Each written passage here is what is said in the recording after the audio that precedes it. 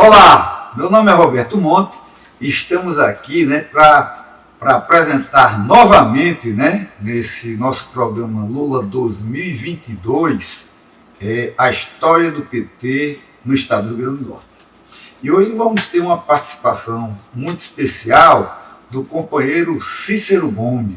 Cícero, de alguma maneira, ele vai trazer um aspecto legal nessa nossa série de programas sobre a história do início, da fundação, da consolidação do Partido dos Trabalhadores aqui no Rio Grande do Norte, porque Cícero, além de ser um militante desde o início, era uma pessoa que sempre trabalhou desde essa época na Igreja Católica, as questões das pastorais, e hoje a gente vai falar um pouco sobre isso, que a gente já trouxe várias lideranças, Lincoln Moraes, Ferreira, e outros que virão, e agora nós vamos assistir hoje Cícero Gomes, mostrando como foi criado o Partido dos Trabalhadores no estado do Rio Grande do Norte. Bem, Cícero, conta aí um pouco da tua infância, como é que era a criança, o menino Cícero, como é que foi a tua infância, a tua adolescência e como é que tu acaba entrando em movimentos sociais? Minha infância foi uma infância muito boa aqui, no Natal. Eu nasci em Lagoa Seca, e de Lagoa Seca nós passamos para a Rua ABC e depois para a Rua dos Pajeús, que é a Rua A8. Então, as recordações que eu tenho desse período aí, em Lagoa Seca, ainda não tinha água, não tinha nada, morava numa casa muito precária. Depois a gente foi para a Rua ABC e foi melhorando, e depois passamos para a Rua dos Pajeús. E a minha vida ali perto era sempre no sítio do Dr. Choque, que era muito falado aqui no Rio Grande do Norte, porque quando a gente falava do Dr. Choque, ele dava um choque e ficava gritando e chamava da gente tudo quanto era palavrões que você possa imaginar. Isso lá em Lagoa Seca? Não, isso no sítio que hoje é o Atlântico, que é o clube dos suboficiais e sargento da Marinha. Da Marinha, Que, ali era um sítio enorme e tal, e a gente passou a infância ali, levando carreira do pessoal, pegando manga, A feira ali por perto e tal. A feira por perto. Porque você, na verdade, circulou muito pelo Alecrim ali num pedaço, A minha infância toda, até os 11 anos de idade, foi ali no Alecrim, naquela região ali. E depois, meu pai era da Marinha e foi transferido para o Rio de Janeiro, E a gente foi morar no Rio. E no Rio de Janeiro nós passamos lá um tempo, 7 anos, moramos uns 7 anos lá. E nesse processo aí eu concluí o primário. Está falando de que ano isso? Isso foi em 65, 1965. E aí eu concluí antes eu queria falar aqui, porque aqui no Rio Grande do Norte, aqui em Natal, eu estudei no Sagrada Família, no Instituto Sagrada Família ali no Alecrim. E concluí meus estudos no Rio de Janeiro, num colégio público. E em seguida fiz um ginásio, e o ginásio foi, eu acho, uma base muito boa, o ginásio que é Nossa Senhora da Paz, que era interessante porque os professores, eu comecei a me entusiasmar com a leitura, comecei a ver livros de Jorge Amado e tal. Tinha um professor baiano que ensinava português a gente, e ele nos indicava muitos livros, muitas leituras, para escrever sobre isso. E de uma forma crítica, mas eu não percebi ainda, ainda era um menino e tal, mas eu fui me apaixonando por aquelas coisas ali. E inventaram um concurso no colégio, Esse concurso era para você escrever uma redação para concorrer. Se chamava o Concurso Machado de Assis. E nesse concurso, o primeiro que eu escrevi foi Noite de Chuva, né? Noite chuvosa. Mas depois mudou para Noite de Chuva, que era mostrando uma ventania, derrubando, mostrando que os galhos fortes mantinham-se em pé, né? E os mais fracos caíam, né? Se quebravam. Eu fiz, não tinha ainda muita clareza, mas eu já pensava nessa história de os mais fortes, né? Sobrevivem. Os que são mais fracos se quebram. E aí, para surpresa minha, nesse primeiro concurso eu fui o primeiro lugar, né, na redação e tal, nesse sentido. Aí eu me entusiasmei pela leitura, comecei a escrever, ler muitos livros. Né. No segundo ano foi do mesmo jeito, que era um antigo ginásio. Né. No segundo ano eu fui o segundo lugar. E no terceiro ano eu fui o terceiro lugar.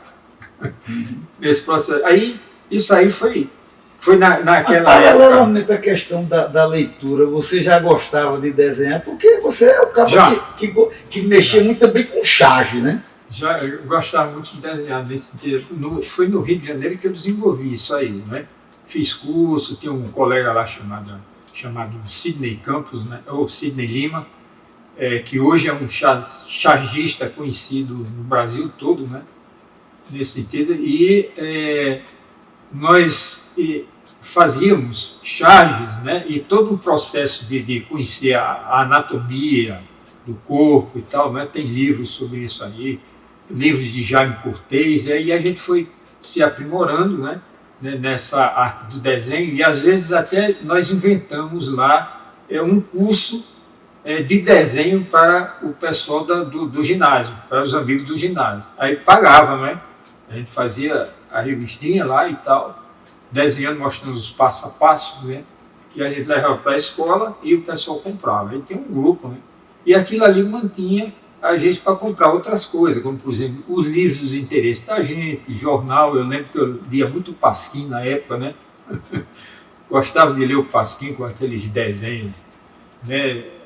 Está falando assim, anos 70, né? 70 ainda? 60 ainda. Ainda não chegou nos anos 70 não é? Uhum.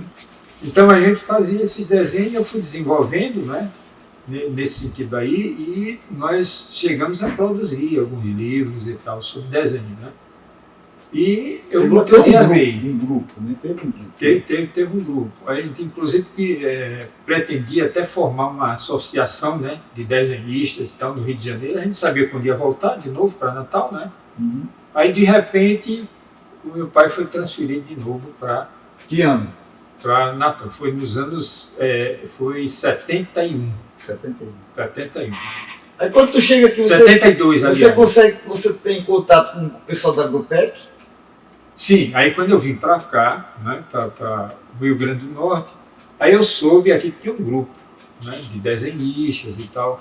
Aí o pessoal vai lá na Fundação José Augusto e tal, que você procure Emanuel Amaral, né? Uhum. Aí ele tem uns personagens e tal, que ele produz no jornal, né? O Super Cupim, uhum, né? E outros mais. E ele também fazia desenhos numa perspectiva crítica, né? Os desenhos dele eram uma crítica, inclusive, aos quadrinhos americanos.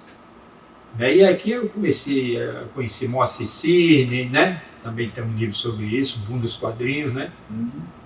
E outros livros mais através de Emanuel de Amaral. Aí ele disse, olha, nós temos um grupo aqui, mostra os desenhos seus, eu mostrei os desenhos para Emanuel, ele disse, rapaz, você podia participar do GRUPEC, né? Que era o Grupo de Pesquisa e Histórias em Quadrinhos. Aí tinha uma série de desenhistas aqui do estado, né? E ele começou também a me dar assim, algumas oportunidades para escrever no chamado Cartão Amarelo, do Diário de Natal. Né? Eu fiz algumas charges, acho que umas 3 ou 4, né? Uhum. Desenhava no lugar dele, ele deu um espaço para me desenhar no lugar dele, né? No jornal Diário de Natal. Então eu fiz alguns desenhos para lá, né? E depois também nós produzimos outras coisas. Nesse sentido, vários outros desenhos. Houve uma exposição aqui na Biblioteca Câmara Cascudo, né, dos desenhistas e tal, nesse sentido, e aí eu comecei também aqui a trabalhar junto com o pessoal, lendo, discutindo com eles, né, e tinha uma série de desenhistas e cartunistas aqui, que eu como Alcides, né? Alcides era um, Emanuel Amaral, e tinha outros, né? Que agora, no momento, eu não recordo. Mas, aí nesse processo, eu nunca deixei de desenhar, né? Aí, nesse processo aí, a gente foi se afastando um pouco, né?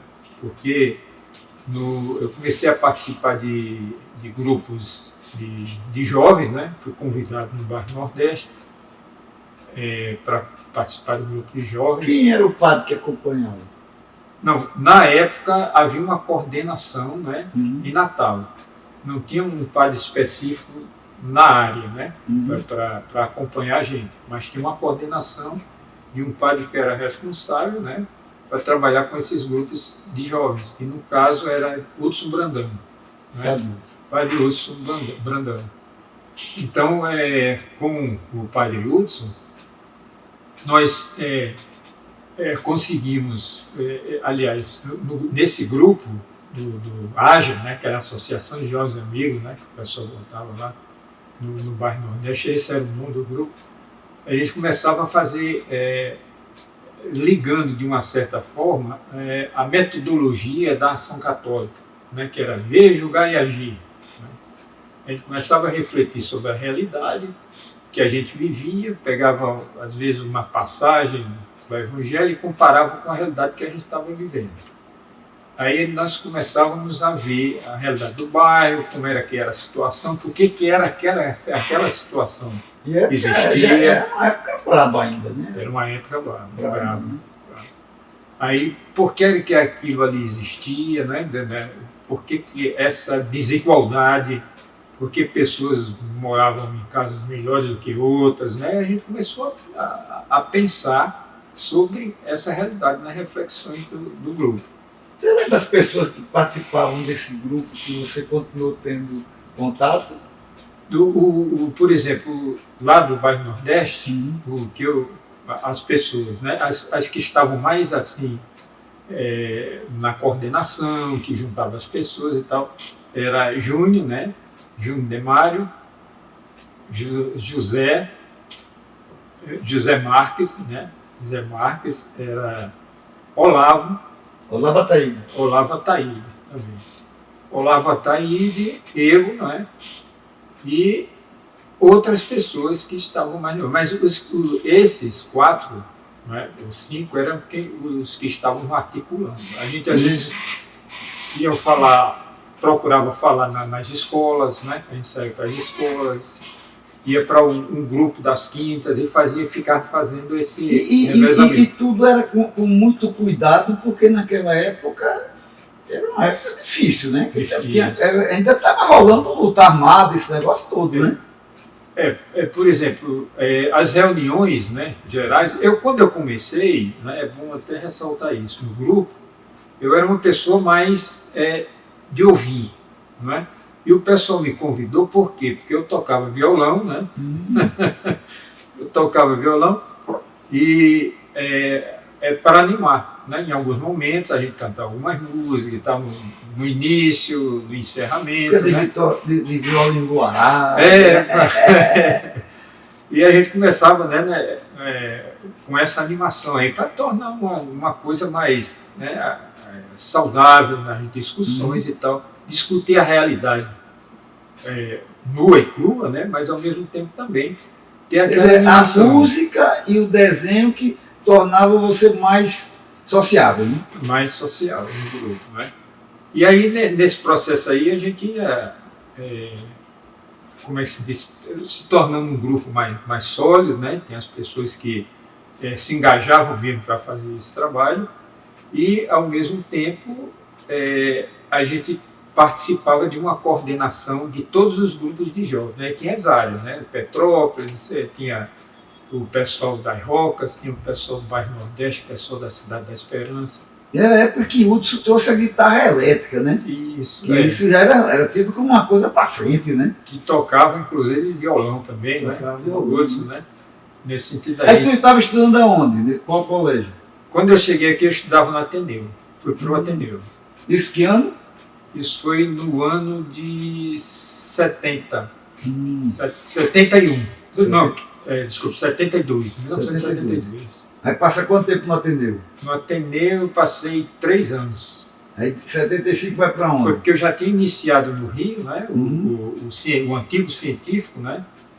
E quando eu vim para cá, eu continuei os outros 3 anos, né? Eu estudei 73, eu estava no Ateneu. 73, 74, eu estudei naquele turno intermediário. Pronto, eu estudei nos 3 turnos, né? 3 turnos. Eu estudei tanto no primeiro turno, né? De manhã, à tarde, aquele intermediário. Meio-dia, era esquisito. E do bairro Nordeste a gente tinha que soltar lá em frente ao Xuxa e ia para lá, né? E para voltar você tem que ir lá para a Metropolitana ali, né? Em frente à antiga catedral, né? Nesse sentido. Aí era uma caminhada danada. E depois à noite. Estudei à noite. Agora, nessa época, esse pessoal de pastoral já era pastoral da juventude ou já era juventude no meio popular? Não. O Juventude Meio Popular já foi uma mais outra adiante, denominação, foi uma adiante. discussão que houve depois no processo em nível nacional, né? Isso aí, mas na época a gente era pastoral de juventude, mas já trabalhava no meio popular, né? Não tinha o nome juventude, PJMP, né? Pastoral de Juventude Meio Popular. Ainda não tinha esse nome. Esse nome aí saindo do bairro, aí vocês começam a ter contato com os outros bairros. Com os outros bairros. Havia um intercâmbio, né, entre as pessoas.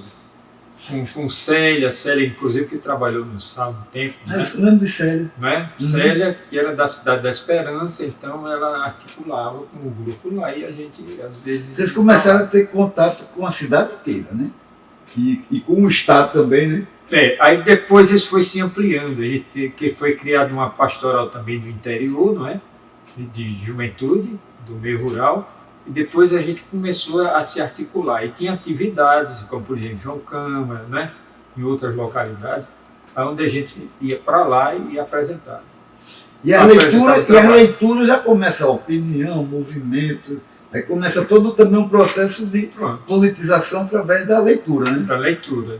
Foi o ano que a gente começou a ler Paulo Freire, né? Pedagogia do Oprimido, eu lembro esse livro, até hoje não saiu, né?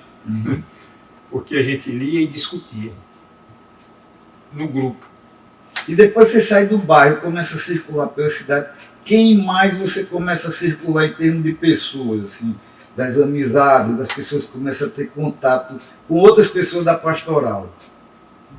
As outras pessoas das pastorais geralmente eram o pessoal mesmo do meio popular, né? A gente tinha, um primeiro contato era esse, era reforçar isso. Depois foram criados grupos, né? Tinha um grupo de músicas, né? Que animava, tinha um grupo de teatro, inclusive eu cheguei a participar também do grupo de teatro, né? Fazer aquelas encenações, Moisés, né? Eu fui Moisés umas 2 vezes, eu acho. Inclusive no Palácio do Esporte foi até... Me diga uma coisa, aquele alto de Natal, que houve problema lá na antiga catedral, que Dom Costa estava fazendo. Você estava nele, no alto de Natal? Aquele que deu problema que a Rádio Rural foi censurada? Não, estava não. Não estava nesse Estava não. Isso aí não estava não. Estava não, porque tinha Neto, né? Neto era quem... Neto Oliveira. Neto Oliveira era um danado, né? Então ele era quem, né, nessa parte aí do teatro e tal, era ele quem coordenava. Paixão de Cristo, né? Isso. Paixão de Cristo era danado. Mas a gente apresentou em várias localidades. No SIC, lá na igreja das Rocas, né? No Palácio dos Esportes. Então, nessa época as coisas aconteciam muito rapidamente, né? Você Muito chega, né, pastoral, música, teatro, aí era um momento também de muita politização, muita né? Politização. Também junto com isso aí, a gente começou a conhecer alguns políticos. Como, por exemplo, era convidado para participar ali do antigo, que hoje é Donivaldo Monte, né? O Itepã, né? No Itepã. Então lá no Itepã, lá era um centro, né, para essas encontros, discussões, né? muitos encontros, tem um auditório lá, né, nesse sentido. Aí eu lembro de um assim marcante que foi esse que fez que morreu agora, como é o jornalista Dermi de Azevedo. Inclusive, Dermi de Azevedo foi um dos convidados, né? E ele falou um pouco sobre a situação do país, a ditadura, né? As perseguições, né? Nesse sentido aí. E como a gente já tinha tido um contato assim com Paulo Freire, né? De uma maneira geral, então a gente começou a ter uma compreensão, né? Um início de compreensão da realidade em que a gente vivia, nesse sentido aí. Aí foi quando a gente começou a despertar. E nessa fase de Itepã, quem que agrega-se a esse grupo que você circula? Na fase de Itepã, uma das pessoas que a gente conhece até hoje era Rivaldo, né? Rivaldo Fernandes. Rivaldo Fernandes, tinha a companheira dele, Antônia, né? Toninha. Tinha Mano, tinha José Marques, né, que mora no bairro Nordeste. Aliás, não está mais morando, né, mas morou no bairro Nordeste. Tinha Lívia, que é filha até de um desembargador aqui, não é? Tinha Pedro, que hoje Pedro está com problemas, ele não lembra mais, né, as coisas e tal, está com problema de memória, né? Nesse sentido aí, e tantos, o Mano, né? Tinha tantos outros. E no bairro Nordeste, você chegou a conhecer Mário, Sérgio Lima de Oliveira, ou só vai conhecer Mário quando ele já está no seminário? Não, Mário eu já conheci ele no seminário, né? Porque no seminário, de vez em quando, a gente vinha... Porque tem uma diferença de idade, né? A gente vinha para o seminário, de vez em quando a gente ia para lá jogar bola na quadra. Né? Quando era aqui o seminário. Murilo já era seminarista na época? Não. Padre Murilo? Não. Ainda não, né? Não. Não foi nessa época, não. Mas aí a gente se conheceu ali, né? Às vezes vinham algumas pessoas de fora e tal, e a gente fazia esse intercâmbio, né? Fazia essas brincadeiras, jogava no esporte e tal, tinha um momento de reflexão, né? Para ler, discutir alguma coisa sobre o momento, como é que está o andamento do trabalho nos grupos, né? Então a gente tinha essa Você continua acessando a nossa Post TV de HNet e hoje nós estamos com um programa especial, né? É um programa especial dentro de um outro programa, né? Quer dizer, nós estamos contando a história do PT do Estado do Rio Grande do Norte no programa Lula 2022, né? E é muito importante para nós que você torne-se membro, não só membro, como também virá fazer sua inscrição no canal, né? Tem tudo aquele negócio de clicar sino, aquele negócio todo. Então, é muito importante que você divulgue a nossa proposta, porque aqui a gente está querendo transformar esse nosso canal, que na prática nós já estamos fazendo, em uma universidade popular. Continuamos com o companheiro Cícero Gomes, falando sobre a questão do início do PT no estado do Rio Grande do Norte. Porque aí nós somos contemporâneos da época da UFRN no ano de 76, né? Isso. A partir de 76 você entra na universidade. Quer dizer, 76, como é que você... como é que está a tua vida em 76 entrando na universidade? Aí a minha vida foi, né, se modificando, então a gente foi ficando assim mais preocupado de como se inserir num grupo que fizesse um trabalho, né, mais denso e tal, mais ligado a essa realidade que a gente conseguiu apreender, né, nesse processo aí. Mas em 76, né? Aliás, 75 eu fiz o vestibular, né? Sociologia. E iniciei em 76. Sociologia. Ciências sociais. Né? Sempre pensou sociologia ou alguma outra matéria você tem imaginado? Não, interessante, né? Porque a sociologia eu descobri também, lendo alguns livros, que tem uma biblioteca, né? Aqui como é que se diz, aquele Donivaldo Monte, que Itepan. agora é do Itepan, né? O antigo Itepan. Então, no Itepan tinha uma biblioteca e eu encontrei um livro lá do SPAC, né? Que mostrava algumas orientações e tal sobre de como você escolher uma profissão, né? Nesse processo aí e tal, nas discussões dos grupos.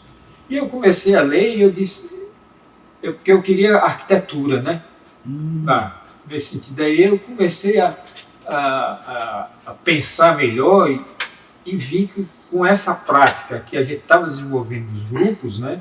O que ia me ajudar mais, que poderia me ajudar mais no processo, seria eu fazer o curso de Ciências Sociais. Porque tinha Sociologia, tinha Antropologia, tinha Economia, tinha Psicologia, né?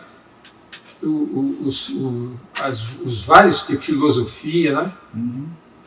Todas as disciplinas, né? Quase todas as disciplinas estavam lá presentes, né? Ligadas às ciências humanas. Agora é engraçado, Cícero, quando você entra na universidade em 76, aí a nossa vida durante esses 4 anos a gente tem um ponto de referência, né? Que é o esquema da política estudantil, né? Que na época você já andava muito com o Vladi. Isso. Como é que Vladi entra nas tuas articulações? Vladi Gomes, né? Isso, porque o Vladi também, já depois de um certo tempo, já quando a gente já estava quase conheceu o Vladi aonde? A gente já estava quase saindo, ele também começou nos grupos de jovens. Ah, né? sim. Mas era de outra área, né? Sei. Outra região. Então o Vladi, a gente se conhecia nessas reuniões, né? Do Itepan, né? Das coordenações, né? Dos representantes dos grupos que se reuniam lá. E tinha uma coordenação. Mas lá eu tenho até uma foto, né? Depois eu acho que era interessante. É legal, até parecia que a gente pega e bota, tu mandando a série. Da comissão, né? Da coordenação. Você reunião. Lembra as pessoas? Lembro. Diz aí. Tinha Rivaldo, tinha Assis, tinha Júnior, né? Eu. Rosa não estava, não. E tinha uma outra que eu não Rosa estou Maria. lembrado do nome dela aqui agora, que era ali daquela região de Lagoa Seca, né? Tem um local chamado Areinha, né? Por ali. Que ela fazia parte também. Aquela galeguinha era que depois trabalhou com o tio? Não. Não. Bom, então, esses eram os membros, né, da coordenação. Inclusive, no início, eu sempre conto isso aí, né? No início eu nem falava muito, né? Eu não era uma pessoa de falar muito, nesse sentido aí. Mas aí o pessoal começou a me botar na coordenação, né? Para pelo menos dizer quem é que ia falar, né? E eu fui entrando nesse... E naquela época já rolava, porque você era muito conhecido nesses encontros, porque as coisas iam acontecendo e você ia fazendo as charges, né? Que era como fosse a crônica do próprio encontro impresso, né? Você já tinha essa característica. Inclusive a gente fez tinha um jornal que circulava, né? Entre nós também, que chamava Asa Branca. Nesse jornal aí, a gente fazia entrevistas em locais, né? Por exemplo, tinha no bairro Nordeste, tinha uma casa que amparava crianças, né? Que recebiam crianças abandonadas e tal. Aí a gente fez uma entrevista com essa pessoa e colocava no jornal. E dava outras notícias dos grupos, né? Tinha várias páginas, né? De acordo com o assunto que a gente queria tratar. Mas sempre tem uma entrevista. Quer dizer, né? você está nessa parte de articulação pastoral, você está avançando. O que é que muda na tua vida no momento que você entra na universidade?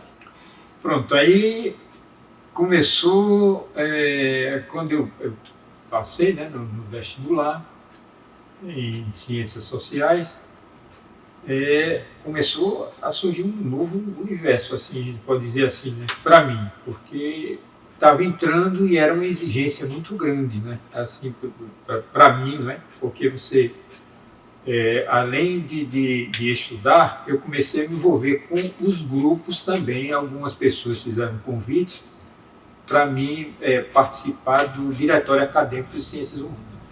que era uma pessoa que estava saindo e tal, e queria, né, queria me indicar e tal. Eu disse, mas eu estou entrando agora. Ele disse, não tem nada não, a gente vai aprendendo no processo. Mandar, né, é que a gente vai descobrir. Foi a chapa de quem? Não, no início eu não fui do diretório. Ah, sim. Não fui do diretório. Mas ficou ali por perto. Aí fiquei por perto, trabalhando no diretório junto com o pessoal. Depois surgiu Giovanni.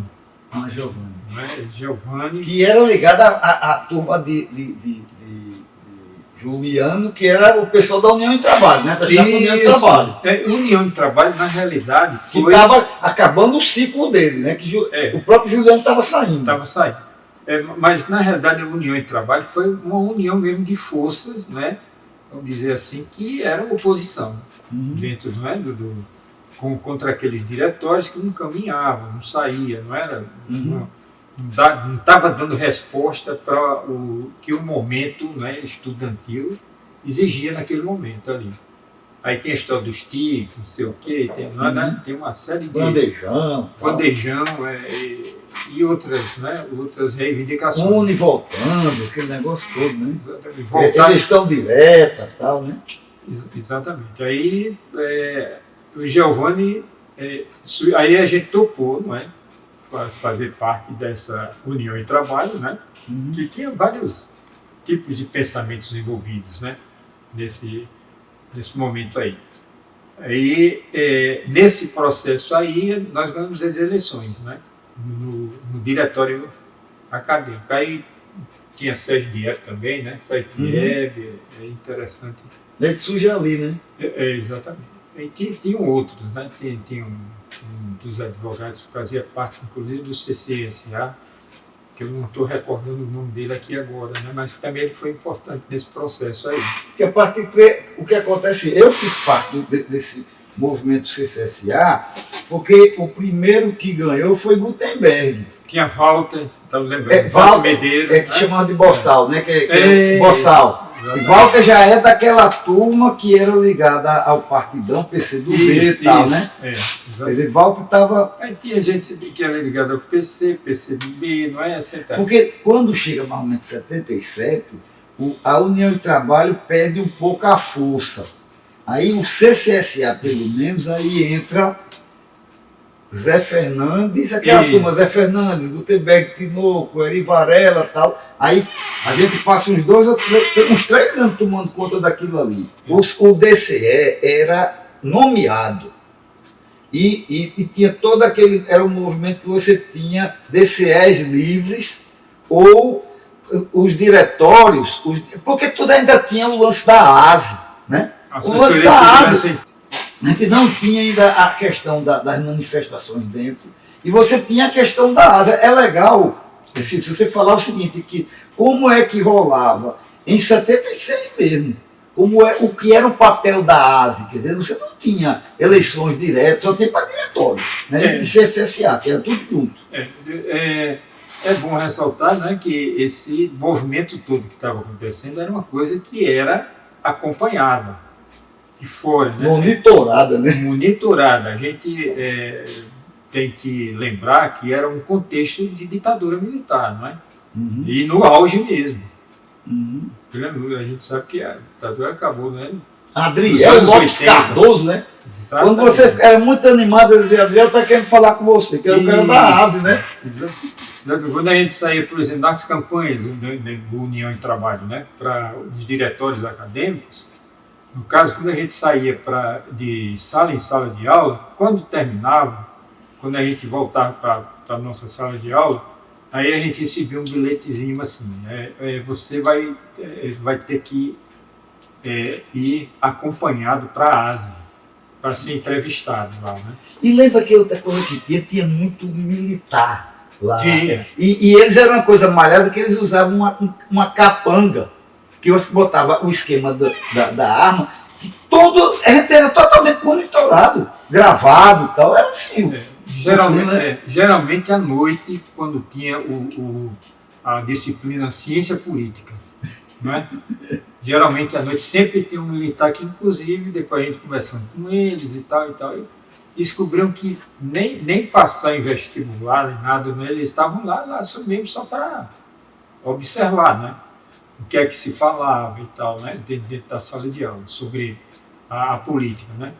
Sobre era ciência política, mas eles estavam lá para saber qual era o conteúdo, né, das discussões. Mas geralmente os professores eram assessores dos prefeitos, Rubão Farias, assessor de Rubão Farias. Prefeito, né? Era professor tudo malhado, né?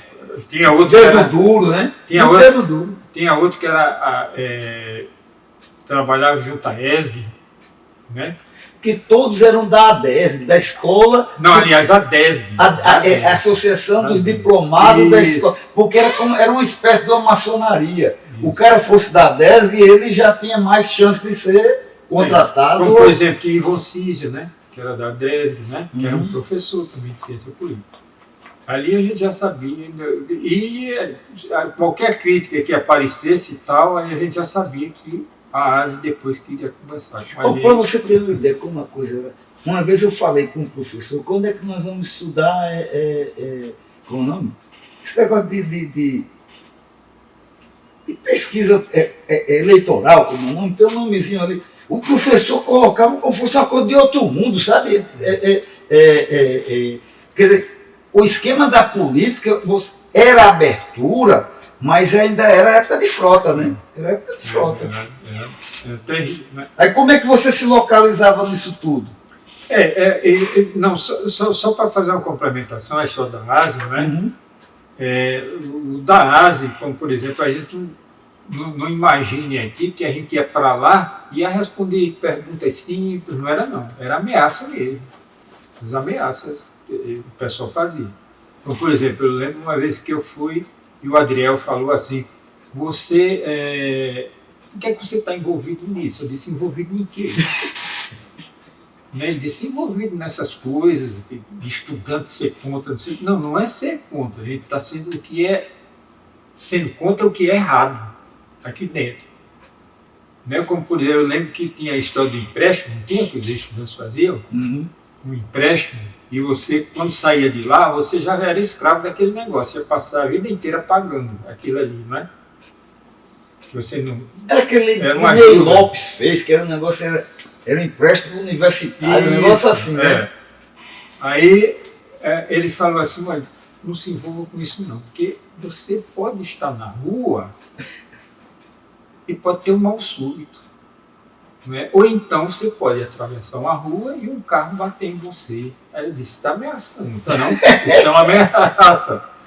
Aí quando você voltava de lá, e outras vezes eram as perguntas, né, as coisas mais absurdas que a gente pode imaginar, mas sempre nessa linha de fazer medo. Que é um pouco a entrevista que a gente fez na semana anterior, que você estava entrevistando Ferreira, que ele passou num concurso do INSS e não assumiu. Quando ele foi, você não assumiu porque você está no PT. Se ele saísse do partido, ele entrava.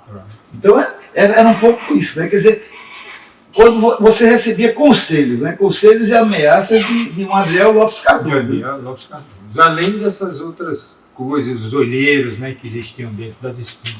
Sempre a ciência do humano era muito observada, né? E você no curso de sociologia era tido como um terrorista, um comunista em potencial. Né? Perguntava muito, era uma pessoa impaciente, não concordava muito com o que o professor dizia, aí dava fundamentação, né, porque lia em outros livros, o professor às vezes levava só o livro, né, aí a gente procurava outro tipo de fundamentação. Então a gente provocava uma discussão e a gente achava que isso, né, era uma coisa saudável, né?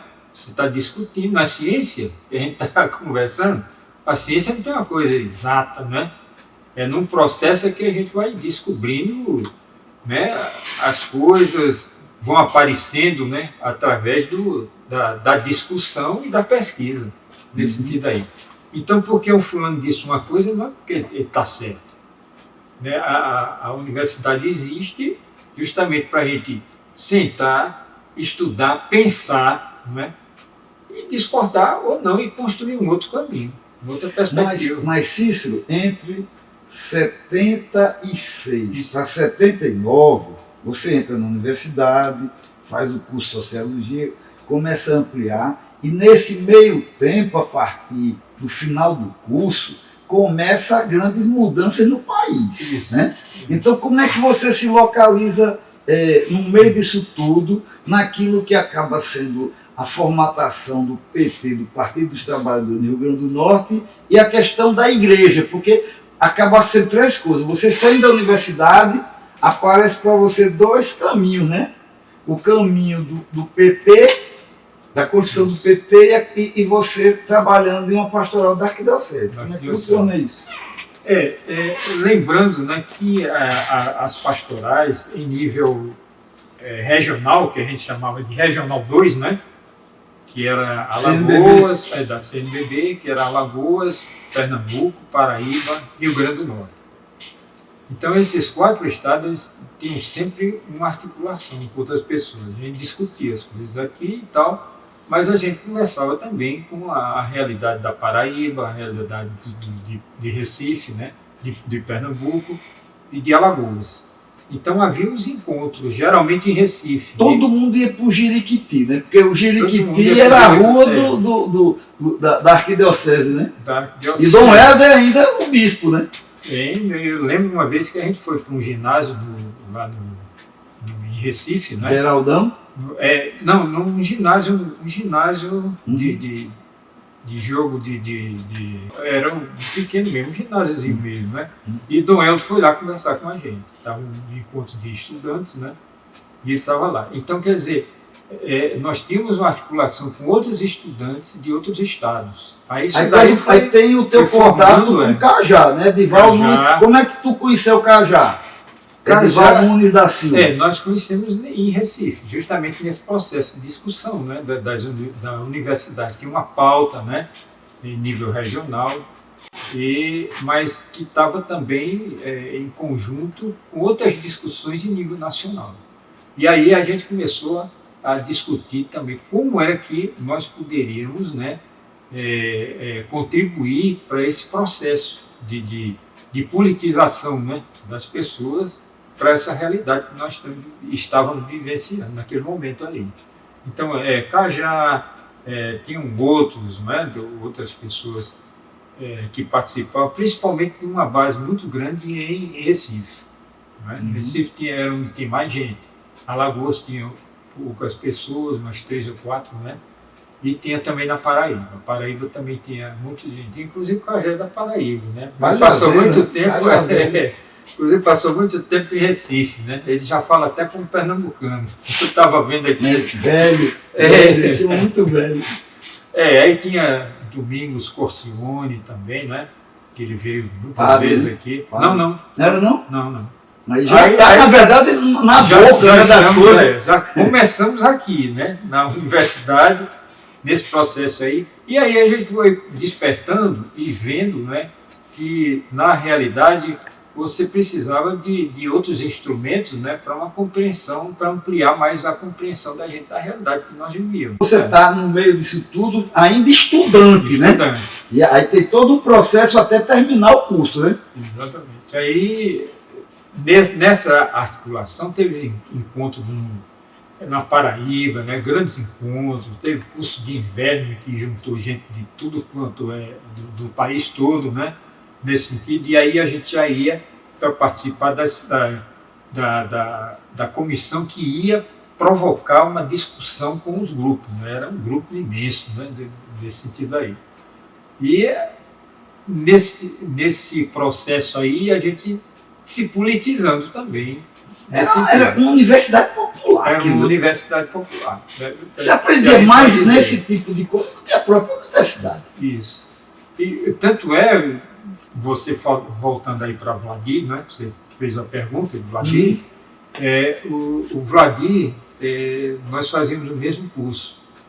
E teve um concurso lá para monitor, não é? E aí o Vladir não tinha tempo, porque a gente saía de lá e ia fazer outros trabalhos, né? Ia se articular, ia conversar com não sei quem, nesse processo aí, com outras pessoas, né? Ia escrever algumas coisas que a gente tinha que encaminhar. Na verdade, né? Vocês eram na prática já intelectuais orgânicos. Isso, né? Exatamente. Usando aí a as ideias de Gramsci. Já era Gramsci, isso, né? Mas nesse sentido aí, né, nesse processo, né, a gente foi, como é que se diz? Nós fomos fazer um concurso para monitoria de educação política, ou de ciência política, né? Imagina, né? Naquele que botei. Aí disse, vamos fazer, vamos fazer. Agora a gente vai estudar, não tem tempo, né? Porque às vezes tem encontros que a gente ia nacional, você para onde e tal, né? Todo mundo estudava de VG, né? Era o livro, era o de VG, né? Aí nessa história toda, né? Com o Vladir, a gente fez o concurso e ele foi o primeiro e eu fui o segundo lugar. E nem estudei nada. Aí o cara disse, não, você estudou, na prática.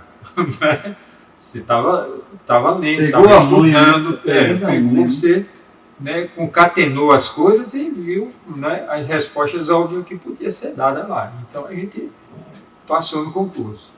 Nesse sentido aí, eu conheci Vladir assim, né, lá, à noite, que ele pagava também ciência política, né? Nesse sentido aí. E quem mais você já circulava dessa época na universidade e no próprio lance da igreja? Quem mais aparece nesse momento como interlocutor de vocês? Geral, interlocutores assim. No dia a dia, as pessoas que vocês articulavam, sim, conversavam, encaminhavam e tal. As pessoas que a gente encaminhava aqui mesmo, né? Aqui no Rio Grande do Norte, que a gente já estavam com uma dimensão regional, né? Já. Uhum. Mas aqui mesmo, as pessoas assim que eram mais envolvidas era Assis, né? Tinha Assis, tinha Rivaldo. Assis é aquele que virou padre? Não. Assis é Assis Nascimento Castro. Né? Não, esse é médico, né? Sim. Ele é médico. Um foi morar no Acre, depois foi para Tocantins e voltou de novo para o Rio Grande do Norte. Hoje ele é médico em São Gonçalo do Amaranto, né? Então tinha Assis, que a gente conversava muito, né, com ele. A gente estava sempre aprofundando algumas questões, né, para além do que a gente conseguia enxergar no dia a dia, né, nesse sentido. A gente sempre procurava fazer uma discussão para desanuviar algumas coisas, né, que não estava ainda muito claro. Aí o Rivaldo tinha Vladir, né, nesse sentido aí. Esse era o pessoal assim, Antônia, o pessoal que estava mais à frente. Às vezes, Mano. E os professores, você já tinham começado a ter articulação, ou pelo menos assim, aproximação, tipo um Lincoln da vida, ou Lincoln, qual o momento que aparece Lincoln, que eu acho que no meio disso tudo aí começa a ebulição que acaba a formação do PT, não é isso? Isso. Lincoln, inclusive na época não era nem da universidade, né? Ele trabalhava no planejamento, né? Aqui do Estado. Não é isso? Exatamente.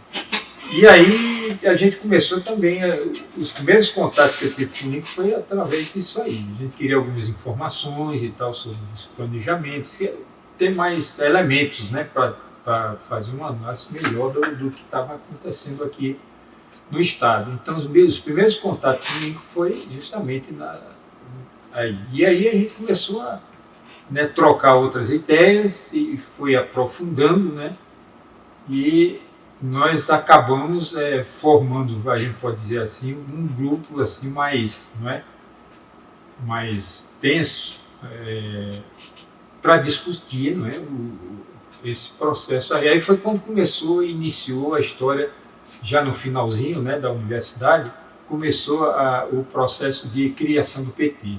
Aqui, as discussões, não é?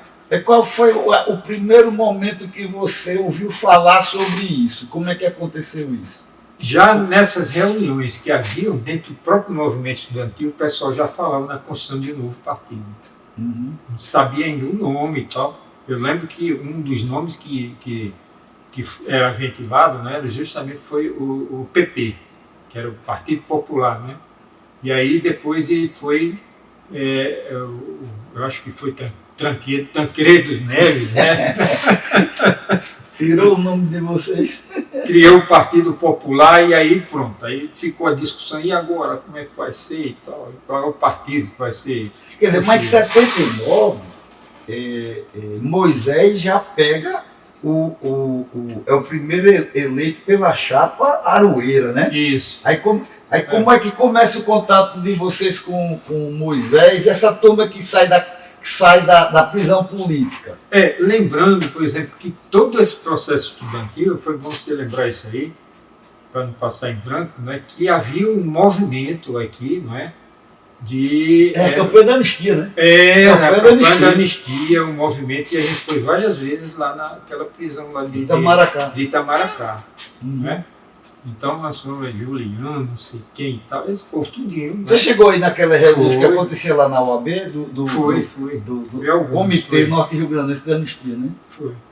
E nós fizemos uma viagem para lá e tal, e já havia essa articulação, né? Nesse sentido aí. E esse processo de Itamaracá era justamente para a libertação do pessoal que já está há um tempo lá, como Luciano, né? Luciano, Maurício, várias pessoas. Inclusive foi uma festa danada depois, quando eles foram, né, libertados depois de algum tempo. Mas que eu acho que Moisés foi um pouco antes. Porque 79, como Moisés já está aqui... Não, Moisés já estava aqui. Já estava aqui, já tinha sido libertado antes. Né? Inclusive Moisés, assim... Moisés Domingos Sobrinho, né? Isso, Moisés Domingos Sobrinho. Você lembra dessa libertação, como é que foi? A de Moisés? Não, do pessoal, desse que você falou, que fizeram mobilização para liberar... Houve uma pressão, né? Houve muita mobilização nesse sentido. Porque o comitê do Norte Rio Grandense era forte, né? Tinha um movimento por trás, né? Depois de algum tempo, nós passamos um dia inteiro lá para tentar ver como era que estava o tratamento pessoal e tal. Então a gente esperou um tempão danado e tal, mas continuou a pressão. Voltou, né? Mas a pressão continuou. E depois a gente soube que Luciano tinha sido... Eu me lembro até, não é, que ele foi para a casa da companheira dele, Gorete, que era também do movimento que era a líder da campanha da anistia, né? Roberto Furtado, né? Tinha várias pessoas. Exatamente. Varela Barco, pronto. Esse pessoal tudo, essa turma, né, de peso aí, né, contribuiu muito para esse processo. Aí aquele momento de aglutinar, quer dizer, quando chega a 79, as coisas começam a fechar, né? Libertação do pessoal das campanhas, anistia ampla, geral, a campanha da anistia, né? Aí qual é o momento que a discussão do PT começa a definição de muita gente que, como você, começa no bairro, inicia todo um processo de politização e chega o momento de construção de um partido político. Esse aí que eu acho que é o ponto fulcral dessa nossa conversa, né? Inclusive nesse processo aí, quem ajudou, não é? Aí eu estou falando da experiência mais concreta, não é? Que foi, para mim foi Lincoln. Né? Lincoln Moraes. Né? Ele teve um papel muito importante nesse processo aí, porque uma das coisas que ele mais dizia assim era que se você não ler, não é? Se você não estudar as coisas, você fica meramente no ativismo. Não é? O seu pensamento, as coisas e tal, ela vai ser sempre em torno do que você vivenciou, mas você não aprofunda e nem vai mais para adiante, porque você não abre, você tem que ver, não é? Tem que estudar essa história. Por exemplo, a gente não quer mudar o mundo, teve movimentos em nível internacional para mudar o mundo, o que foi que eles fizeram? Quais foram as experiências dele? Aí não adianta, não é? Então ele fazia uma crítica muito grande, né, dentro do partido, nesse sentido, né, da ideia, quando iniciou o partido, né, porque as pessoas falavam muito, mas não tinha essa profundidade política. E aí ele deu, vamos dizer assim, um norte melhor Para a gente se porque a visão de mais Lincoln ainda. era macro. Tanto que a pessoa que trabalhava os programas de governo era Lincoln. Ele tinha essa visão mais ampla que a grande maioria, né? Ele tinha essa visão do todo, né? Exatamente. E a outra coisa também que ele falava, que eu acho que foi marcante, porque eu participei de várias reuniões, né, na casa dele, inclusive com pessoas que veio de São Paulo, né, nesse sentido, estavam articulando já o PT em nível nacional. Você lembra dessas pessoas que você chegou a ter citado? Teve um, rapaz, que é citado até naquele livro de Jorge Amado, que são 3 livrozinhos, né? Subterrâneos da Liberdade, né? Uhum. Tem um que ele fala, Apolônio. Apolônio Carvalho. Apolônio esteve, né, na casa dele, mítico, conversou. Né? O herói de 3 guerras, né? Isso. Aí conversou com a gente, processo e tal. Um cara muito calmo, já tinha uma certa idade dele, né? Nesse sentido aí. E outros mais. Os outros eu não conhecia. Tinha Salete, né? Então a gente tinha essas reuniões. E o que eu achava interessante era a flexibilidade dele, né, quando ele apresentava uma coisa. Né? Ele não discordava. Você está falando de Lincoln? De Lincoln, Lincoln Moraes. Ele não discordava da gente imediatamente, mas ele levava a gente a pensar. Tem esse livro aqui, tu dá uma olhada nele lá e vê, ele não tinha aquele processo doutrinário, quer que você, né, isso assim, isso está certo e tal, não veja aí. Não, e ele você deve estar muito, na época, muito ligado a ele, porque quando nós fizemos a entrevista com o Lincoln, eu perguntei, Lincoln, qual a pessoa que você gostaria que participasse com você na entrevista? Ele convidou você. Então, quer dizer, naquela época você é um cara que deve ter ficado muito ligado a Lincoln, né? Foi, a gente formou até um grupo assim mais sistemático de discussão, né? Lia, fazia as leituras e escrevia um texto, né? Do que a gente achou daquela leitura ali. Aí isso daí era profundo assim. Eu lembrei agora, ele era do CEPLA. Do CEPLA, né? Que era o pessoal que trabalhava o planejamento a nível agrícola, não era isso? Isso. Do Estado, né? Do Estado. Exatamente. Aí, a partir daí, aí tinha a companheira dele, que hoje está em Brasília, né? Salete, Machado. Né? Machado e tal. Então, que era professor aqui da universidade, né? Uhum. Então, nós tínhamos sempre discussões sobre isso aí. E começou a se aprofundar a história da construção do partido, né? Do partido político. Então, eu estava... Você está falando de 1979, ele chegou em 80 não, né? Não, mas já se discutia esse processo de formação de um partido, né? Você ainda estava na universidade saindo. Estava saindo. Aquele processo da saída para a conclusão do curso. Para a conclusão do curso, né? Aí, depois daí, isso aí foi se aproximando, a gente foi formando um grupo maior, não é? Nesse sentido aí. Inclusive, o grupo pastoral, não é? Ele se dissolveu um pouco, né? Ele, assim, vamos dizer assim, ele não era mais tão orgânico como ele foi até 79. Até porque aprofundou, você já estava com uma visão bem mais definida. Né? Exatamente. Mas aí a gente tinha os trabalhos dentro, continuou, né? Porque eu fui para o movimento de educação de base e nós... Você entra no MEB quando? Logo depois de quando termina o curso? Ou quando termina o curso. Quando eu termino o curso, termina e já vai. Eu já entro no MEB. E você falou... Porque Vladir saiu, Vladir era quem estava no MEB. Aí ele me indicou, aí tinha um processo lá e tal, tinha que ser indicado por um padre e tal, e foi Hudson, né? Aí ele indicou. A DH Neto para fazer uma série com os fundadores do PT do Rio Grande do Norte. E para você ajudar a TV H-Net, compra uma caneca de Lula para ajudar a TV H-Net. 2 por 50, 1 a 30. Eu acho que ele está no meio da ebulição, todo mundo articulando tudo, e chegou a hora da definição, quem vai para onde. Isso. Né? A gente está falando até a saída, porque em 81 tem problema, né? De 79 para 81, é o momento de definição, né? Todo mundo acaba entrando, mas quando chega 81, o grupo da igreja, no qual Rivaldo faz parte, cai fora e você fica. Isso. Né? E aí depois a gente chega em 82, é isso aí que vai valer a pena. De 79, você com Lincoln, no miolo da formatação, Salete, Bernadette, o que é que rola de 79 para 81? Aí tem o primeiro racha, e o que é que acaba de 81 para 82 na campanha. Esse aí que é o principal.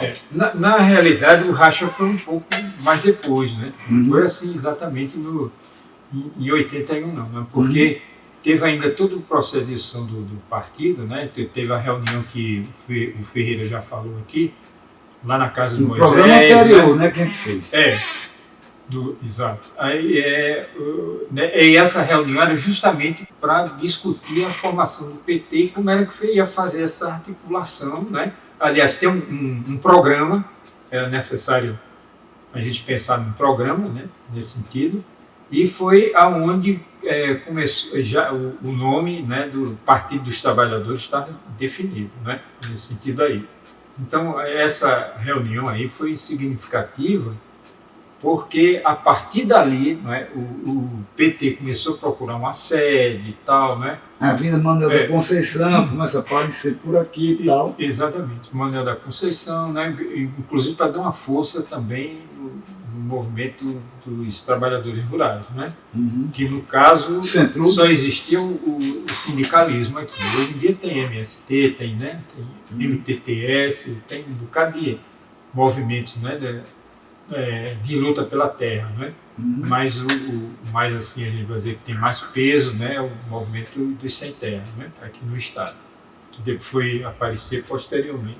Foi criado nos anos, né, 80, né? Quer dizer, a partir de 79, Cícero, você começa, na verdade, uma nova fase. Primeiro, na articulação do PP e na sua inserção dentro de uma pastoral da igreja, né? Sendo no país, né? Inclusive, o pessoal inclusive, nem via a gente como pessoa da igreja, né? Por quê? Por causa também da articulação com Lincoln, né? E com outras pessoas nesse sentido aí. E quando a gente estava nesse processo de discussão, por exemplo, a gente tinha a convicção da gente sabia o que estava fazendo, né? Sabíamos nos situar nesse contexto, nesse sentido aí, e ao mesmo tempo... Aí, quer dizer, aqueles lances das análises de conjuntura, do regional ajudou pra caramba, muito, nesse sentido aí. E, na realidade, essa história, quando a gente fala, eu vou falar isso aqui, uma coisa aqui, tá, né, pode provocar alguma, como é que se diz, alguma confusão em algumas cabeças, né? Mas, na realidade, se a gente for falar, a questão não é só de orientação, né? de uma orientação partidária, né? Nesse sentido. Veja bem, o PT está se formando uma série de partidos. Existia muitos, uma frente, a gente pode dizer, né? O Partido dos Trabalhadores era uma frente, né? Que estava se juntando ali, em torno, tipo união e trabalho na universidade, né? Que a gente já tinha tido essa experiência de discussão. Então, o Partido dos Trabalhadores, inclusive com um destaque muito forte para a pastoral operária. Por exemplo, Lula, aquele que morreu lá também dos metalúrgicos, né? Como era o nome dele? Esqueci agora. Também era dos operários, né? Que aqui depois surgiu também, nesse sentido aí. Então havia um movimento nacional, né? Vamos dizer assim, haviam pessoas ligadas de uma certa forma também. Mas eu acho que é interessante. Tinham como fonte. Porque veja só, quando chega na campanha de 82, já como resultado de todo esse trabalho de 79, 80, 81, o partido ele começa a se organizar de uma forma diferente, né? Como era qual foi a questão dos setoriais? Conta mais ou menos como é que houve essa discussão. Quando chega 1982 já tem uma cara. Como é que rolou toda essa discussão? Eu lembrei agora o nome do operário lá que morreu, na época foi Santos Dias. Santos Dias da Silva. Isso. Olhando a pergunta. É porque vocês estavam montando um partido político, Isso. estavam discutindo programas, vocês estavam começando a pensar como um todo. Isso. A formatação do partido em 82 era uma no qual não existia esse lance de uma tendência a prevalecer ou mandatos políticos prevalecerem. Vocês tinham setoriais. Como foi toda essa discussão que, na verdade, era um esquema mais igualitarista, né?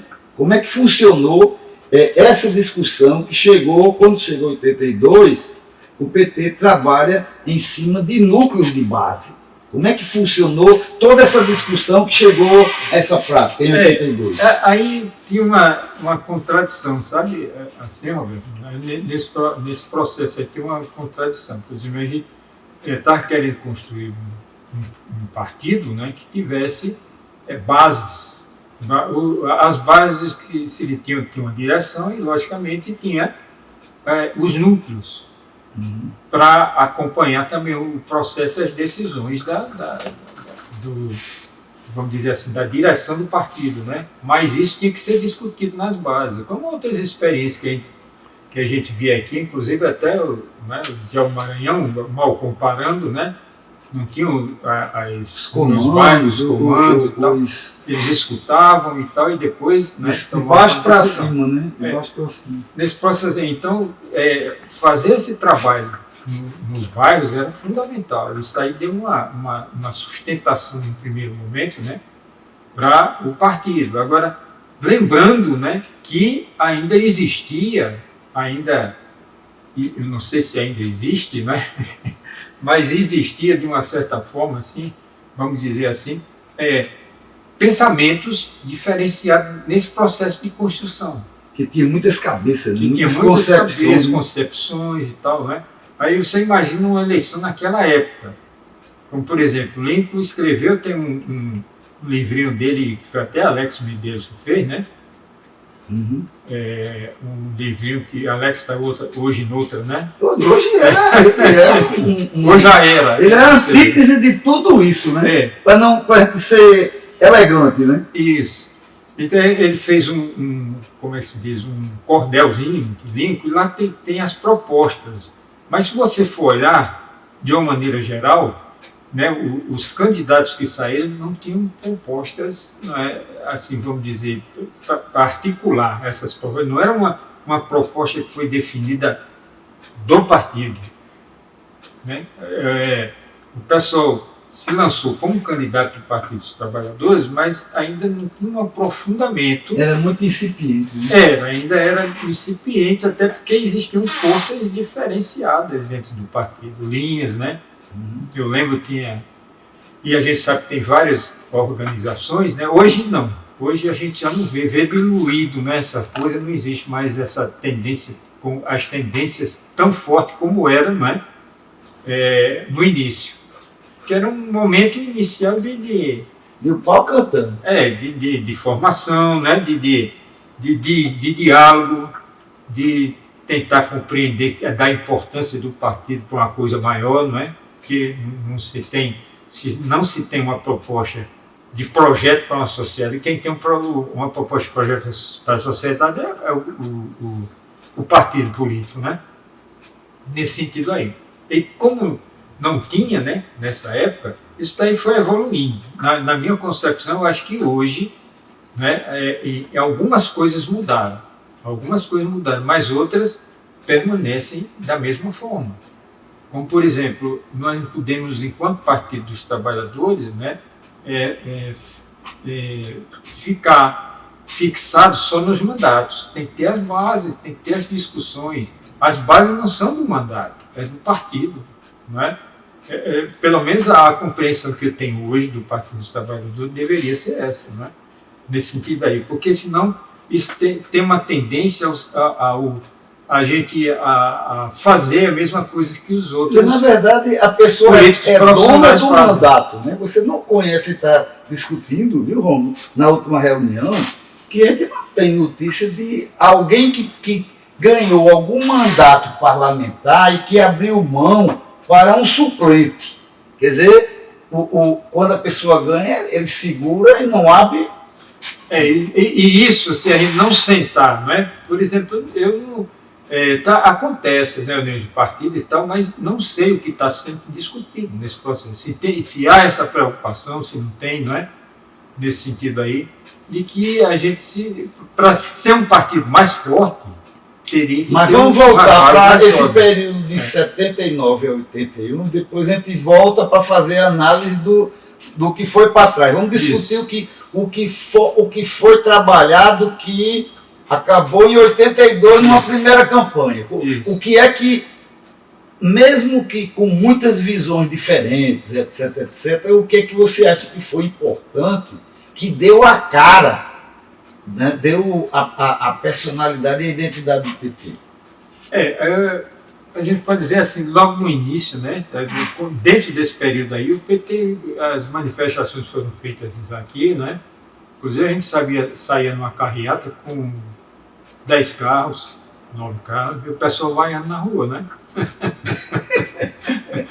Ei, vai ganhar a eleição, ei, né? O povo brincava, né? Brincava e tal, nesse sentido aí. Aí o pessoal disse, ó, é assim mesmo, todo começo é assim mesmo. Não tem. A gente chega lá, vamos lá, né? Eu lembro que eu participei de algumas, né, delas, nesse sentido aí, percebi isso aí. Mas, na realidade, o que a gente pode dizer de saldo, né, nesse período aí, eu acho que foi um processo de aprendizagem. Eu acho que a gente, quando a gente pensa hoje, a gente tem que ver em que foi que nós crescemos, né, nesse processo aí. Mas, por exemplo, os erros naquele momento, eu acho que foram imprescindíveis, não tinha como. Rubem Lemos, assim, eu acho que de uma maneira geral, havia algumas discordâncias e tal, mas no geral, eu acho que o nome dele foi o nome mesmo indicado para governador, porque tinha um perfil, né, porque era a pessoa mais conhecida. Os outros, né, ainda não tinham uma presença, vamos dizer assim, nas localidades, né? Não eram pessoas conhecidas. Qual que você acha? Aí chega, digamos. Não se faz um político dia para a noite, se torna, não é? Quando sai o resultado, qual que você acha que foram os aprendizados que vocês tiveram? Porque entra numa primeira campanha, né? Mesmo sabendo que aquilo era um aprendizado, qual é o choque de realidade que se toma? Estou falando quando chega 1982, Rubens candidatos. Vocês lançam a primeira nominata de candidatos a estaduais e federais, não a vereador. Qual é a sensação que vocês têm depois de ter passado 79, 80, 81, montando aquilo? Aí tem o primeiro resultado. Um dos grandes resultados, né, nesse período aí, eu acho que foi a criação do partido aqui no Estado. Eu acho que essa foi a grande vitória, foi essa. A gente conseguiu, né, emplacar o PT no Estado. E a parte burocrática deve ser barra pesada, né? Barra pesada. Para abrir diretório, fazer o negócio, era coisa... Quer dizer, eu lembro... Aí eu não estou olhando nem as discordâncias, eu acho que o saldo positivo foi isso. O PT foi construído no Estado. Por cima de pau e pedra, com muitas dificuldades, né? Era um início. Vejam bem, olha, ninguém tinha condições nem recebia recursos de canto nenhum. Foram as próprias pessoas que estavam envolvidas nesse processo, né, que participavam voluntariamente. Isso aí não é fácil não, né? É diferente. Eu acho que hoje, né, quando a gente...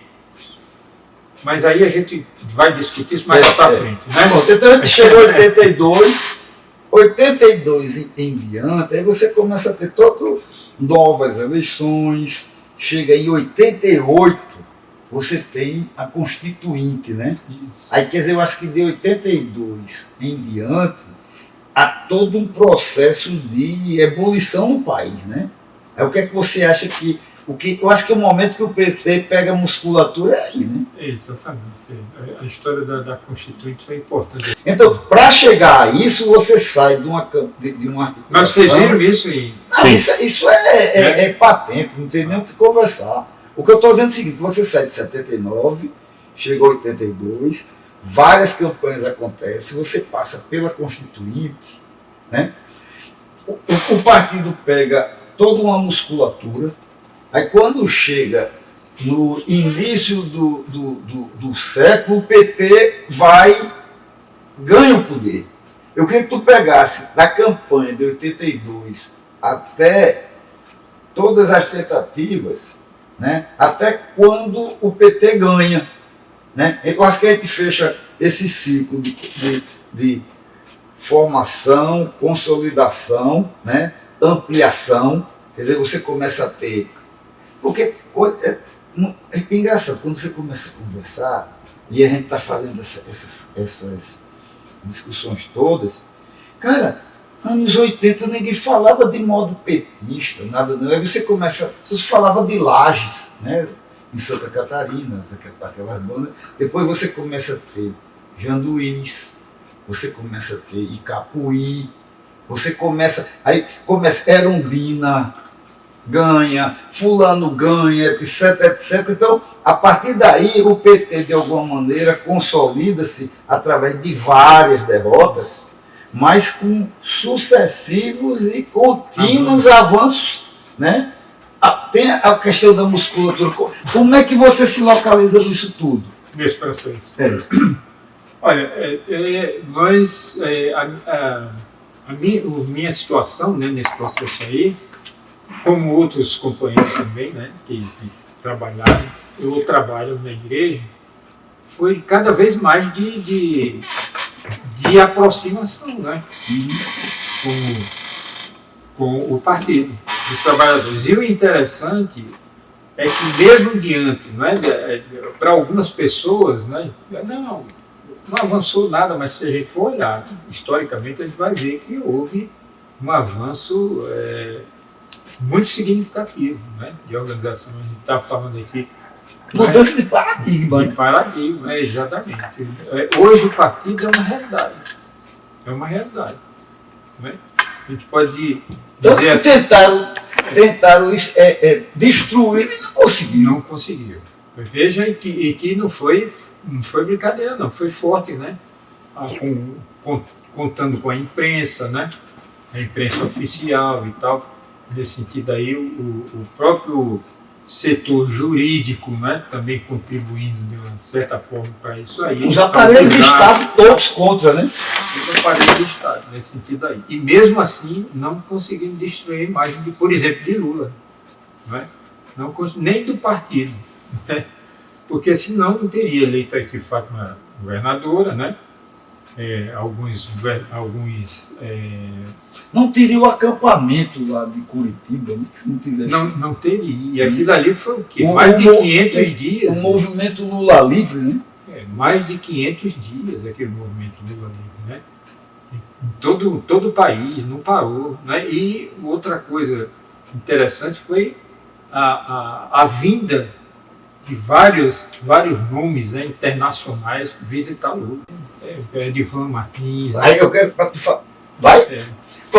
Voltando um pouco, Cícero, quer dizer, você morando lá, ali perto da ponte, né? Ali naquela região toda. Mas teve um setor que foi muito significativo do PT, foi o núcleo das quintas.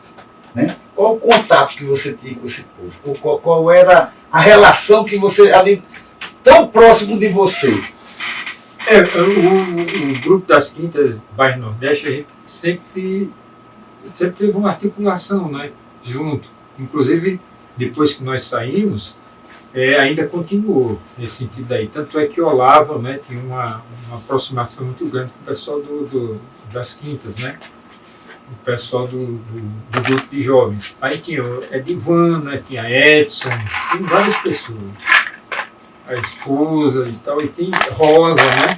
Rosa Maria. Rosa Maria, que eram das quintas e que também tem um trabalho muito interessante. Inclusive lá o pároco, se eu não me engano, era o Padre Tiago, né?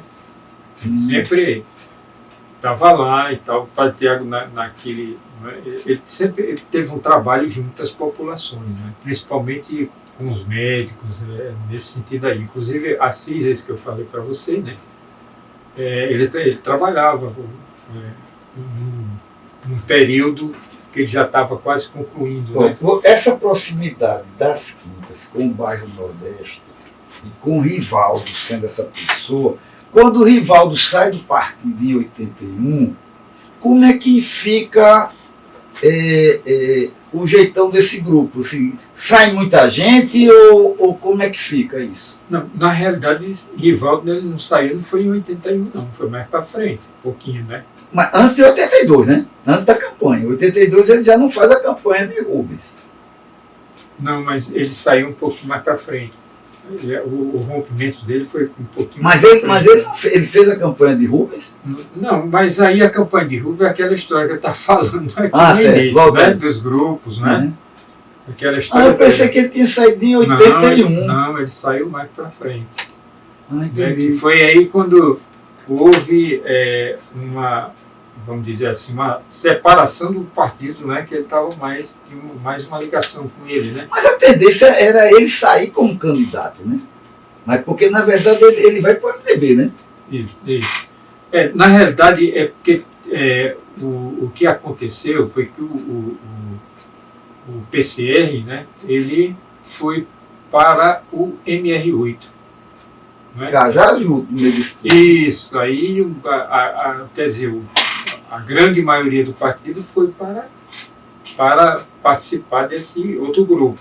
Então foi quando se apostou no PMDB, então muita gente assumiu aqui cargos dentro do governo, né, do PMDB na época, nesse sentido aqui, com alguns nomes, né, aí Edson. Só uma pergunta naquilo que Rômulo perguntou. Pessoas como Glênio Sá, que notadamente era do PCdoB, e Manu Duarte, eles chegaram a participar dessa discussão ou sempre um pouco afastado? Não, nós, assim, eu posso dizer assim, não é que estava mais junto à igreja, a gente conversava com todo mundo.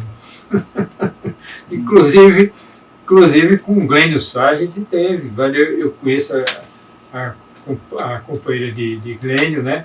E também a irmã dela, que é Graça, que é mulher de Boçal. Não é nesse sentido aí, a gente conhecia porque elas eram da universidade. A Graça era da universidade, né? Nesse sentido aí.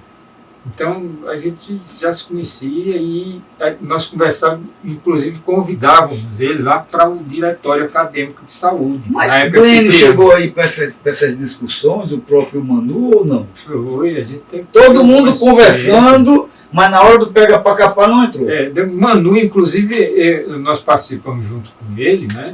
No caso, nós que eu digo do Fanatis, dos conselhos comunitários, né? Que ele era envolvido com isso. Ali ele também já estava no pedaço, né? Ali era a área dele, né? Na verdade o PT era um novo, né? O PCdoB você vê que ele já estava se desmilinguindo, né? O PCB que estou dizendo. Já não tinha aquele... Quer dizer, você ainda tem um resto se transformando no PSB, né? Que a gente pode dizer assim, né? Muita gente foi para o PSB, do PSB, né? Mas perde a dinâmica. Perde a dinâmica, né? Aquele deputado lá de Recife, né? Também. Mas depois, quando chega na hora de definição, pessoas como o Glênio vai para o MDB porque continuava nos esquemas do PCdoB e o próprio Manu, na verdade, era tendência popular. Ali era a mesma coisa. Tanto que a mulher de Glênio, depois, ela foi a mulher de Glênio, não, como é que se diz? A irmã de Alírio, né? A mulher de Alírio foi do vice-prefeita, né? Já no PCdoB. Foi. Mas a gente conversava com esse povo todo aí. Porque até da universidade eles eram convidados de vez em quando Até mesmo para colocar as ideias, né? Todo mundo ali armando o jogo para ver o que, Isso, que dava, né? é. Aí quando chega 82, todo mundo pula para seu lugar. E a partir de 82, aí a coisa fica. Aí todo mundo tem, cada um, aí quem é PCB, quem é tendência popular do MDB está no MDB, quem é PT, e o pessoal da direita, cada um continua a sua própria direita. Né? Aí começa a questão da construção do PT. Aí começa todas aquelas campanhas, você participa ativamente dessas campanhas até que ano? Das campanhas? Das campanhas. Não, as campanhas, para dizer a verdade, eu participei de todas, né? Assim, não de forma direta. Mas fala aí de uma em uma como é que foi. As campanhas, assim, a partir da campanha de 82. Pronto, em 82 eu estava mais perto, junto, né, da campanha de Lincoln, né? Sei. Lincoln Moraes, deputado estadual, né? Você fez campanha para Lincoln? Foi para Lincoln. Uhum. Trabalhei junto com o Lincoln, né? Nesse sentido aí, Rossana, um bocado de gente, né? Uhum. Nesse sentido aí, tinha Cátia. Rossana Sudária, promotora, foi candidata a vereadora pelo PT. Ela também participou de vários grupos, né? Aliás, de várias discussões, né, com a gente e tal, nesse sentido aí. Ela. Mas não estava mais, vamos dizer assim, no núcleo, né, de pensamento, vamos dizer assim, de sentar para definir estratégias e tal, né? Na verdade, você que nunca, tem que ter, né? Na verdade, você nunca foi ter. ligado a algum grupo hegemônico lá dentro, não, né? Assim, tipo assim, tendência. Você fez parte de alguma tendência lá ou ligado a algum mandato? Não, a gente tinha uma aproximação maior com determinada tendência, né? Como, por exemplo, como eu falei aqui com o PCR, a gente tinha uma proximidade com eles, né? Até por causa desse movimento estudantil. E também ligado mais a Cipriano. Nordeste também, né? 2. Ligado mais não, a Cipriano não foi ligado à tendência, não. Cipriano não. Uhum. Ele como é que Cipriano era do PT. Né? Uhum. Era do PT. Mas você chegou a fazer campanha para Cipriano? Em que sentido? Quando ele foi candidato a deputado? Sim, fizemos. Uhum. Campanha para Cipriano. Quer dizer, na verdade, a sua opção foi não participar de tendência. Não. Tendência a gente nunca foi ligado, né? Assim, vamos dizer, organicamente. Sei. Não é? Mas nós tínhamos uma proximidade com o PCR. E a AP, que no caso foi Lincoln Moraes. Uhum. Né? Porque a AP depois ela se... A PML. Exatamente, porque tinha a AP que era ligada mais à igreja, né? E depois a PML, que houve um rompimento. Mais o PCdoB. Exatamente. Não. Porque parte depois PML, dividiu. Parte foi para um lado, foi para o outro. Foi. Na PML, marxista-leninista era outra, não é? Era outra tendência. Mas, quer dizer, tem tanta tendência que você nem imagina. Agora me diga uma coisa. Aí depois teve reuniões em Salvador e tal, para tentar fazer uma junção dessas três, não é? A P, vamos dizer, o PCR, né? A esquerda do PCR, não é nem o PCR, é a esquerda do PCR, porque o PCR mesmo foi para o... Né? De qualquer maneira, eu acho que tanto eu quanto você tem praticamente a mesma idade, a gente está falando de uma geração que lutou, né?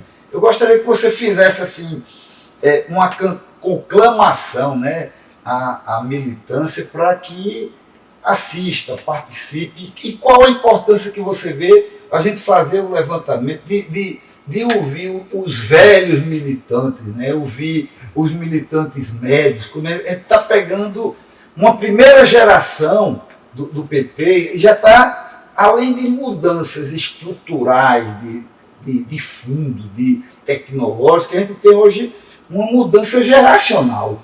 Né?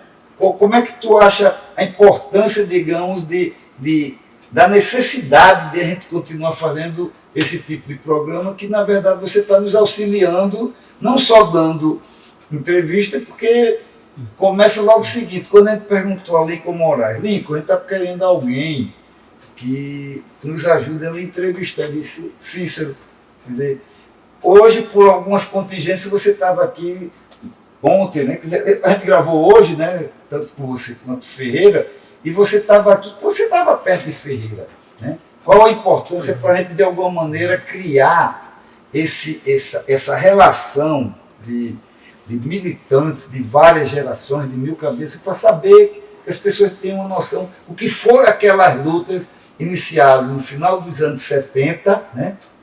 80, 90, até chegar no início do século com o governo de Lula, e quase que um quarto de século depois, a gente tem um outro desafio, que é resgatar a miséria que tem esse país e reconstruí-lo e administrá-lo, né?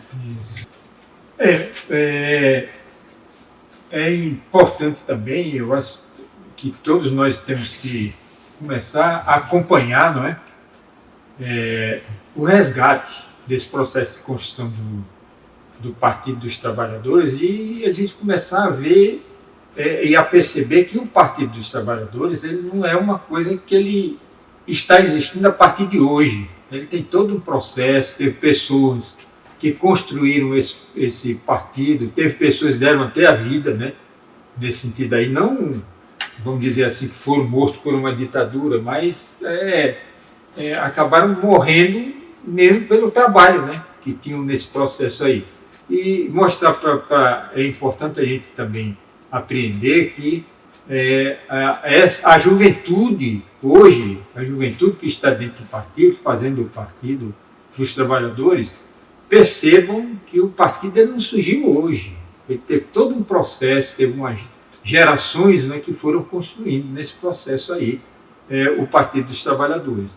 E essa geração precisa conhecer a história do Partido dos Trabalhadores, ouvindo, não é, essas histórias que estão sendo contadas aqui nesse processo. E, sobretudo, não é, também compreender que a gente tem que dar continuidade, porque essa geração de hoje vai ser uma geração que também vai ter uma próxima geração no futuro, nesse sentido aí. Então é importante a gente conhecer a história do Partido dos Trabalhadores, né? E também os nuances que passaram por dentro dele e, sobretudo, fortalecer, não é, o Partido dos Trabalhadores nesse processo aí, mas tendo um conhecimento histórico de como ele chegou até hoje aqui. E os desafios para frente não são poucos como foram para essa geração do passado. Os desafios para frente são bem maiores, né, nesse sentido aí. Mas hoje a gente pode dizer, temos um partido que tem muita gente, uma juventude muito grande nesse processo aí, mas que a gente precisa se aprofundar e não desistir nunca desse processo de construção do partido. E a gente vai chegar, vamos dizer assim, numa revolução democrática.